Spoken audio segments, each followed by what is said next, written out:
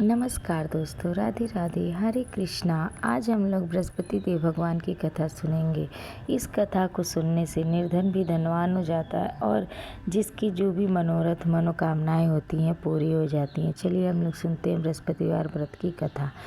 प्राचीन समय में एक निर्धन ब्राह्मण था। उसकी स्त्री बहुत ही मिलिनता के साथ रहती थी। वह न स्नान करती, न किसी देवता का पूजन पाठ करती। प्रातःकाल उठते ही सर्वप्रथम भोजन करती थी, बाद में कोई अन्य कार्य करती थी। ब्रह्मदेव तो बहुत दुखी रहते, पत्नी को बहुत समझाते, किंतु उसका कोई परिणाम न निकला।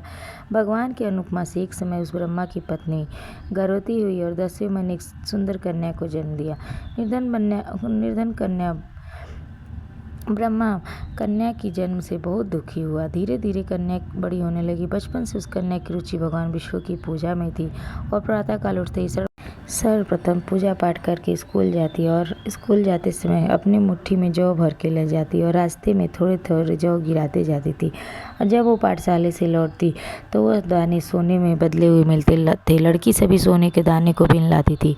एक दिन जब वो सोने के दाने को साफ कर रही थी, उसकी माँ ने कहा, हे बेटी, सोने के दाने को साफ करने के लिए सोने का सूप होना चाहिए। अगले दिन बृहस्पतिवार था। उसने भगवान विष्णुदेव की पूजा करते हुए प्रार्थना की, हे भगवान, यदि मैंने आपका व्रत विधिवत किया हो, सच्चे मन से किया हो, तो मेरी मनोकामना पूरी करें।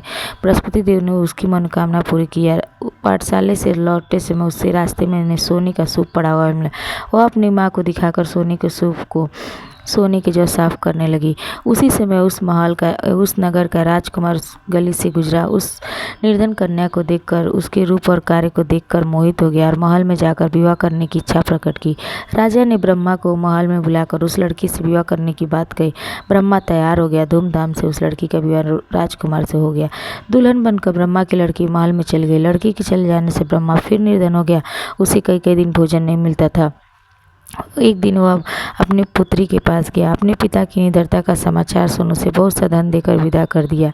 उस धन से ब्रह्मा के कुछ दिन तो आराम से गुजर गए, लेकिन जल्द ही भूखे मरने की हालत हो गई। ब्रह्मा धन लेने के लिए फिर महल में पहुंचा। लड़की ने अपने पिता की बुरी हालत देखकर कहा, पिताजी, आखिर आप कब तक मुझसे धन लेकर जीवनयापन करेंगे? आप ऐसा उपाय क्यों नहीं करते जिससे आपका घर धन संपत्ति से भर जाए? ब्रह्मा ने कहा, मैंने तेरी माँ को बहुत समझा लिया है, पर उसकी समझ में कुछ नहीं आता। उसका फौरपन नष्ट हो घर की निडरता दूर हो जाएगी। तब कुछ सोचकर लड़की ने कहा, आप माँ को मेरे पास छोड़ जाओ। तब ब्रह्मा अपनी पत्नी को लड़की के पास छोड़ आया। लड़की ने अपनी माँ से कहा, माँ, तुम प्रातःकाल उठते ही सर्वप्रथम स्नान करके भगवान बृहस्पति देव की पूजा अवश्य करो। पूजा करने से तुम्हारी निडरता अवश्य दूर हो जाएगी। लेकिन उसकी माँ ने कोई बात नहीं मानी। तब क्रोधित होकर लड़की ने अपनी माँ को एक कक्ष में बंद कर दिया और शाम के समय उठाकर सूर्योदय के समय उठाकर जबरदस्ती स्नान कराया और मंदिर में ले जाकर पूजा कराई, पाठ कराए। कुछ दिनों तक ऐसा करने से माँ की बुद्धि में परिवर्तन हुआ। वह स्वयं बृहस्पतिवार का व्रत करने लगी, पूजा पाठ करने लगी। उसके व्रत रखने से ब्रह्मा के घर में धन संपत्ति से भर गया। दोनों पति पत्नी धन संपत्ति पाकर आनंद पूर्वक जीवन यापन करते हुए विष्णु धाम को चले गए। बोलो प्रेम से बृहस्पति देव भगवान की जय। विष्णु भगवान की जय।